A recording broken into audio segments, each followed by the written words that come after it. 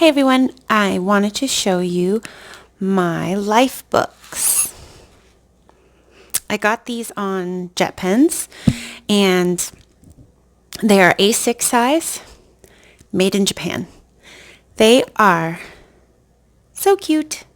I don't know why. They look vintage, don't they? They have a matte finish, really smooth. There's the back.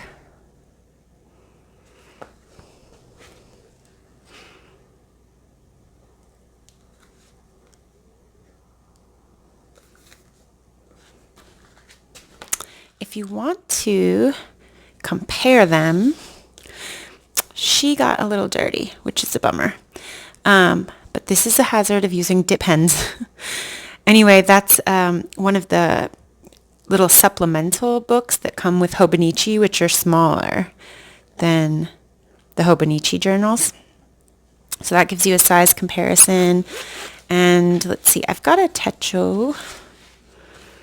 So she's a little beat up, but are we almost? I mean, it's October, so we're getting close to December, makes sense. So this is my little Hobonichi avec, and pretty much the same size. If you were to put it like this, it's just the tiniest bit shorter than the Hobonichi, and I mean, it is basically the same size.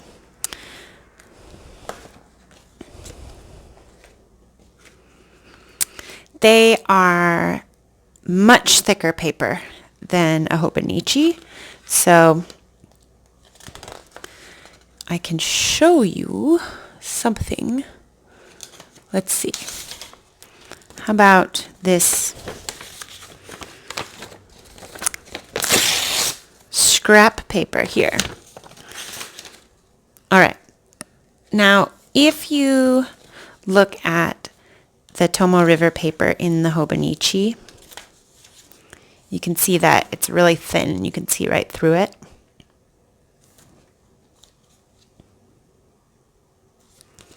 But if you do the same with this one, I don't know if it comes across on the camera.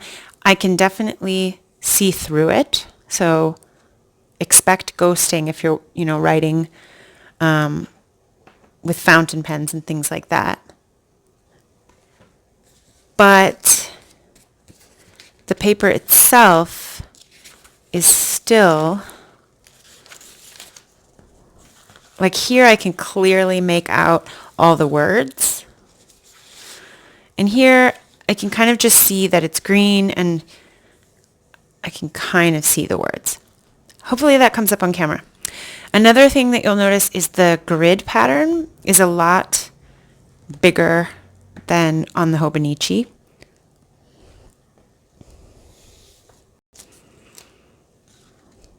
Here's the sound of the Hobonichi paper.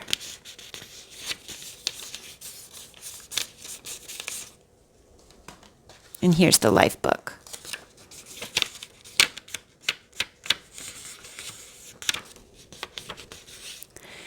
One thing that's really nice about the life book, the paper is, all right, when I was a kid, we had this paper. They sold it at the, paper supply store, office supply store. And my parents got it for their printer, and it was really expensive. It looked like regular printer paper until you touched it.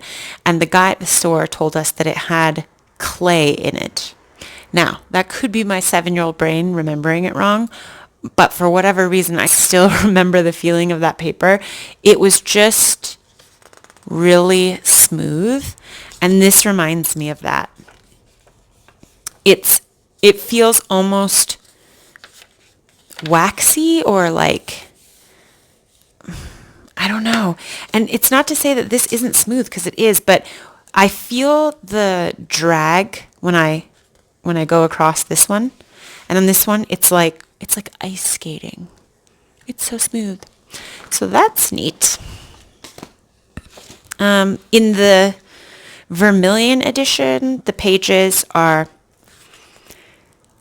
I guess they really are like a light salmon color. So it's a little pink and it's a little orange.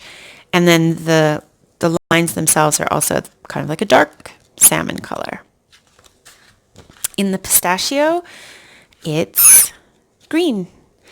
Now, in the pistachio, maybe the paper's green, but to me, it's really hard to tell. I think the paper is white, and it just makes kind of this overall shadow of green with the green lines. I would say it's somewhere in between. It's like slightly darker lime green. It's definitely brighter than I expected. When I looked at this, it had, this kind of brownish, reddish, old vintagey feel. And when I opened it up, it seemed kind of dark and similar. And so this one looked kind of the same to me. And then when I opened this up, I was like, whoa, oh my gosh, so bright. I didn't really like this inside color. Although, it doesn't really mean anything. Anyway, so I got these because I think that they're really nice for traveler's notebooks, especially some of the Chic Sparrow traveler's notebooks are a little bit wider and bigger than others. And when I put small inserts in them, like inserts from Paper Penguin or something, they're just too small. And it feels as though there should be more in there and like there's all this extra room. But when I use these life books, I feel like it works a lot better. I do even kind of piggyback these and put a whole bunch of them in there. So that's what I got them for. However, to be honest, while I love them, I love the look of them, this one more than this one, I think the paper feels incredible. I'm just too obsessed with Hobonichi paper, and I just love that like crispy feel, and when I write on it, it leaves an impression. I just love it. So I've kind of stopped using these. I'd like to go back to them, but I don't really have a reason to right now. So they're sort of just sitting on my shelf waiting for an idea. If you have any ideas for how you use these, I would love to hear it. And if you like this video, make sure to hit the like button. Okay, bye.